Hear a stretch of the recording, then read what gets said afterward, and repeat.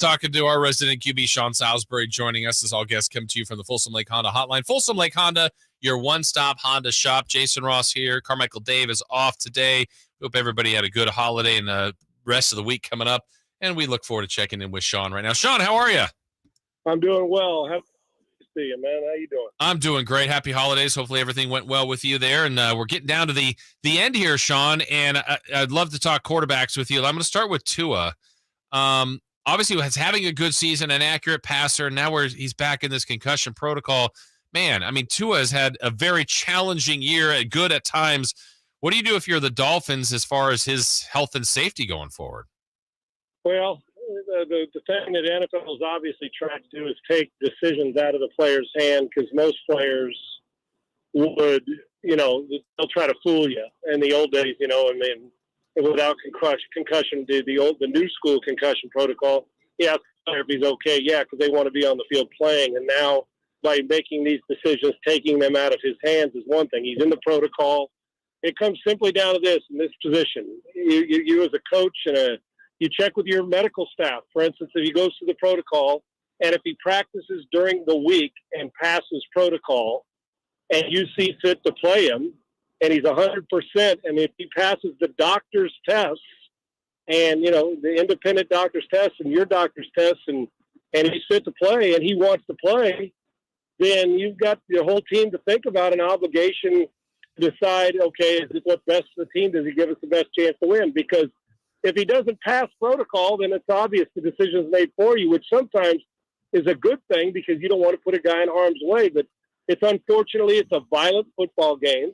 But if all of a sudden, if I'm the coach or the general manager or the owner, and the doctors come to me and say, he's passed protocol, he's healthy enough to go, and he wants to go, he passed it, don't you have an obligation to play him? Yeah. And I know some people on the other side will say, no, you have an obligation not to play him. Then don't put him in play, and then don't pass him in the protocol. If it's close, err on the side of caution. I don't know. As not a doctor, I don't know what the determining factor is that says, okay, he's pronounced fit and ready to go. But as a coach, if my starting quarterback, who up until about a month ago was playing at an MVP level and has shown, as you saw the first half, played really good football and turned the ball over in the second half and post-concussion, at least it appears, that if he's pronounced fit, and as a coach, your responsibility is to your team, does he give you the best chance to win?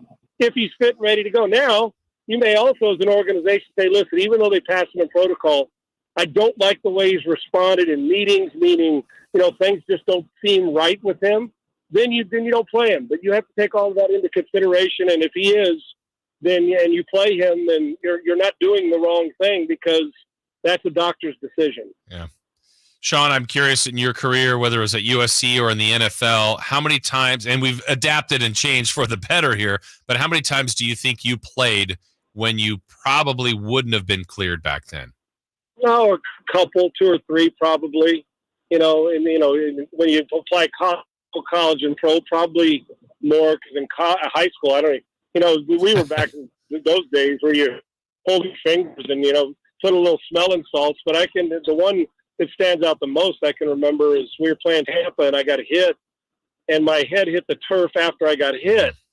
And Rich Gannon was already out. I think it was his broken thumb.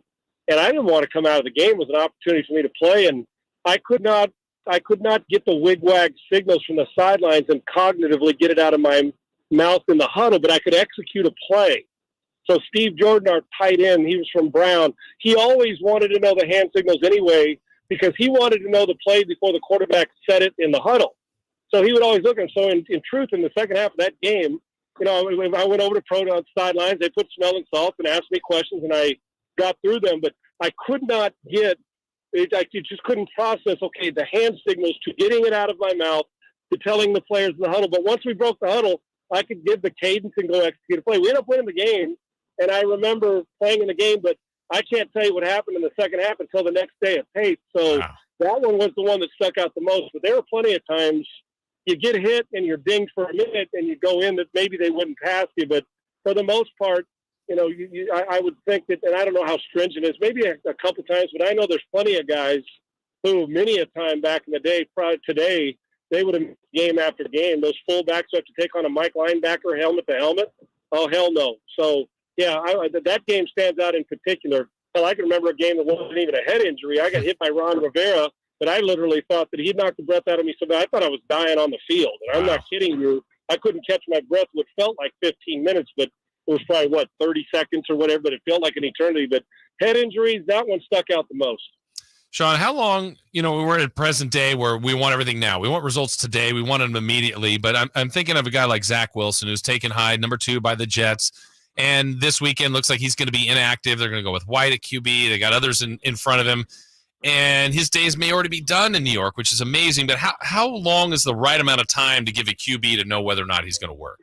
Well, I don't think I think everybody's different. I do think when it comes to coaches and when it comes to quarterbacks or play, now we'd never do that to a defensive tackle, at least for the most part. We don't do it to an outside linebacker. We allow those guys to play through 2 years. Oh, man, his third year, he's a player. Hey, you would think that it would require a little more time. They would give him a chance for growth. And coaches, too, we fire or expect too much from those type players and coaches. The Hackett or first-year guys, I mean, if we did that to every coach and quarterback, imagine, well, Josh Allen wouldn't be an MVP because in Buffalo after his rookie year, we said, he's okay. Well, look at him now. So we're way too quick on the trigger for this. But the other side is you also know that sometimes a coach loses a team and you're not going to maximize the building 2 years down the road, maybe a second time somewhere else in Nathaniel Hackett's case. But we also got to take into consideration veterans too. Russ Wilson Russ Wilson's a big reason why Nathaniel Hackett's not. And a lot of it was self-inflicted. Teams out of hand, they're not good. But Russ Wilson has been the worst offensive player on their team. The guy has not been good. So he helped, but we're still too quick at the trigger. But you got to decide if it's not just now, but what's going to affect your team in the future. With Zach Wilson, listen, we're 2 years in. He's been bogged down by some injury. Am I ready to quit on Zach Wilson as an NFL player? The answer is no. But my biggest issue with him is not that he struggled in press conferences, it's tough in New York, is that he doesn't make the common play. He's got such a great arm and athletic ability, can throw it, but in shorts and a T-shirt, fine. We don't play in shorts and a T-shirt on Sundays. It's the simple play to the flat. It's a check down. He doesn't make the simple play look easy. He makes it look uncommon, and whether that's gripping it too hard, expectations. So, yes, we have too high of expectations too soon. We think everybody's Mahomes and everybody's supposed to be Sean McVay and have instant success, which they don't. But there are some situations where you say, he's just not cut out for us. And the backups have played better. Zach Wilson may rejuvenate his career somewhere else. I wouldn't play him either right now. He's not good enough to play because he can't make me in a playoff race a simple play. And Nathaniel Hackett looked like he was in over his head, which doesn't mean 3 years down the road he won't be better somewhere else. But we're way too quick at it, but I get both situations and why you would cut bait. And if you're the Jets, that's admitting a lot. If you're willing to walk away after 2 years on the second pick of the draft, that tells you it's not just in the games. That tells you that there's a lot missing and that somebody else is going to try to take that on. I get why they play Mike White. Mike White's better than Zach is right now. Kind of with that said, then let's stay in the quarterback realm, and someone who's been given plenty of opportunity, had more weapons added this year, is a good quarterback and has been kind of their franchise guy, but Derek Carr and the Raiders, I just, they got a big decision to make on him in the offseason on what kind of guaranteed money they want for next year and the year after. If you're the Raiders, there are better quarterbacks, not a ton, but there are better than him. What do you do if you're the silver and black with Derek Carr? To me, it's two questions. And as a diehard Raider fan, I'm asking two questions. One is, have we seen the ceiling on Derek Carr? Can he get through a ceiling? Because our goal is not to get to the playoffs. Our goal is to get to the Super Bowl. And if we've seen his best, that answer is no, then you've got to consider moving on. Do you think we've seen his best? Do I think we've seen I think we've seen flashes of it. And that was my next point, is it's the inconsistencies. The last drive of last week, he brings them down the field, they score, you're like, that's the guy who's been an MVP candidate. And then you'll go through series and you're saying, oh my gosh, great quarterbacks can't continually make those decisions. And is he a Josh McDaniels guy? If Josh was doing this and was going out and searching, would Derek Carr be his guy if Josh is going to be the coach? You have to ask that. But it's the inconsistencies of sustaining success that bother you.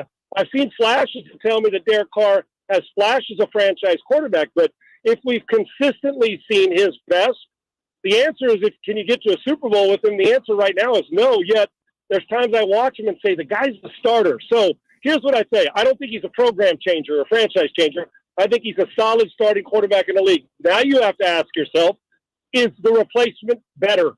Are we better with the replacement? If we're going to get rid, it's like the Pro Bowl or the All-Star game. Okay, he got snubbed. Okay, so if I'm taking one, like the quarterbacks in the AFC, right? Burrow, Mahomes, and Allen. Well, I can't believe that somebody else did. This guy didn't make it. Well, the question you ask yourself is, well, who am I taking out? It's the same thing with now. If I'm getting rid of Derek Carr, who am I replacing him with? Am I going to replace a top 15 or 18 quarterback in the league, top 15, with the 19th best? But he may be the 19th best now, but 3 years from now, will he give us a better chance to win? You have to ask yourself that. I think the Raiders are going to, the overall answer for me is, I think they're going to do a hardcore evaluation on, does Derek Carr give us the best chance to win the Super Bowl, or does our next option, finding a way to get a different guy, trading for Jimmy Garoppolo, does he do it? Or popping in the draft, trying to give up weapons and say, let's build with a young guy, a C.J. Stroud, or whoever it might be that you think you can go get and go from there. Derek Carr's not a hack. Derek Carr's a good football player. The question is Derek Carr a Super Bowl? Does he maximize the room? And are we best with him? And are we a Super Bowl team with him? If you are, then you stick with it. I think they're going to evaluate the position strongly because those guys are hard to come by. Yep. But if you're going to replace them, you damn well better know what you're replacing them with. No doubt. Sean, we always appreciate your insight. Thank you so much. Happy holidays to you, and we'll talk to you next week. Appreciate it, brother. Thank you. You too. All right. Thank you. That's the great Sean Salisbury joining us there. All right. When we come back, there's some breaking news here. An NFL legend